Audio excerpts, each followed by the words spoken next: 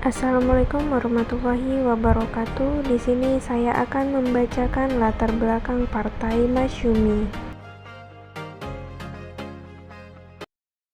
Partai Masyumi dibentuk pada 24 Oktober 1943 oleh Jepang saat sedang terlibat dalam Perang Pasifik. Masyumi menjadi partai politik Islam terbesar di Indonesia selama masa demokrasi liberal. Sebelumnya, akhirnya dilarang dan bubar pada tahun 1960. Masyumi dibubarkan oleh Presiden Soekarno karena diduga partai ini mendukung pemberontakan PRRI. Awalnya, Masyumi bukanlah sebuah partai, melainkan sebuah organisasi Islam. Jepang membentuk ini karena menganggap Masyumi dapat membantu mereka dalam mengendalikan umat Islam di Indonesia.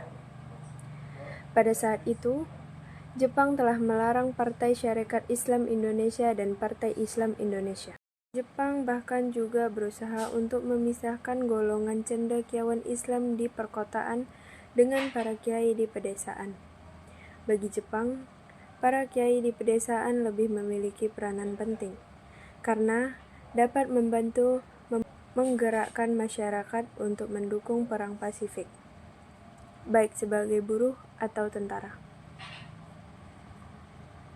Pada masa pendudukan Jepang, Masyumi menjadi sebuah partai, namun merupakan federasi dari 4 organisasi Islam, yaitu NU, Muhammadiyah, Persatuan Umat Islam, dan Persatuan Umat Islam seluruh Indonesia. Hanya dalam kurun waktu kurang dari 1 tahun, Masyumi berhasil menjadi partai politik terbesar di Indonesia pada zaman itu. Para pendiri dari Masyumi adalah K.H. Wajid Hasyim, Moh Natsir, Kartosuwiryo, dan yang lainnya. Pada awal terbukanya Masyumi, belum diketahui dengan jelas tentang ideologi yang dijalankan oleh partai tersebut, meskipun Masyumi berideologikan Islam. Keislaman dalam Masyumi sangat menonjol, terlihat dari identitasnya yang tercermin dalam anggaran dasar dan anggaran rumah tangga Masyumi, serta berbagai resolusi yang dikeluarkan.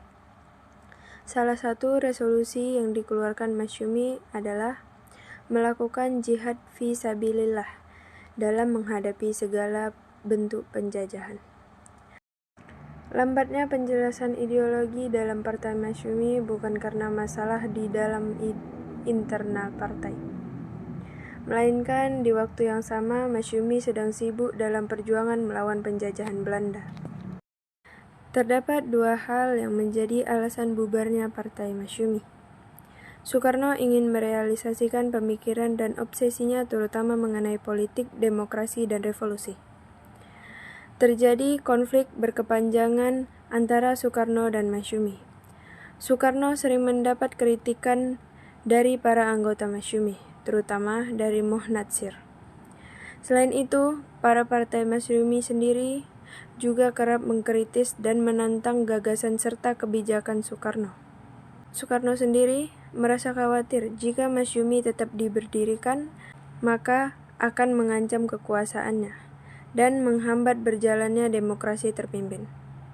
Usaha Soekarno untuk membubarkan Masyumi dilakukan dengan 2 pendekatan, yaitu pendekatan politik, yaitu dengan mengurangi dan menghilangkan peran politik Masyumi dalam pemerintahan dan legislatif, dengan membuat peraturan yang menjurus kepada bubarnya Partai Masyumi. Alasan lain yang juga mendukung keinginan Soekarno dalam membubarkan Masyumi, yaitu karena ada sejumlah pimpinan Masyumi terlibat dalam pemberontakan PRRI. Para pemimpin tersebut adalah Natsir Sjafuddin Perwira Negara, dan Burhanuddin Harahap. Oleh sebab itu, Partai Masyumi pun dibubarkan secara paksa dan para anggota senior turut dipenjara karena dianggap terlibat dalam pemberontakan. Partai Masyumi Rebron. Pada 7 November 2020, Ketua Badan Penyelidik Usaha-Usaha Persiapan Partai Islam Ideologis BPU PPII A. Khalil Ridwan mendeklarasikan berdirinya kembali Partai Masyumi. Telah dibentuk Majelis Suryo dan pengusahaan partai. Dalam situsnya, mereka menyatakan Masyumi dihidupkan kembali karena sedikit politis partai politik yang memiliki ideologis dan kebijakan berintegrasi. Sekian, terima kasih. Saya Della pamit dan Assalamualaikum warahmatullahi wabarakatuh.